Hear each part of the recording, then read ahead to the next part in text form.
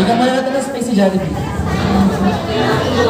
So, pinapalalayan po muna lahat na iwasan po muna magpa-picture para maiwasan po natin ang mga aksidente.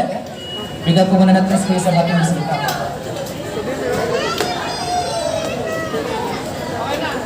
Yan, muli pinapalalayan po ulit.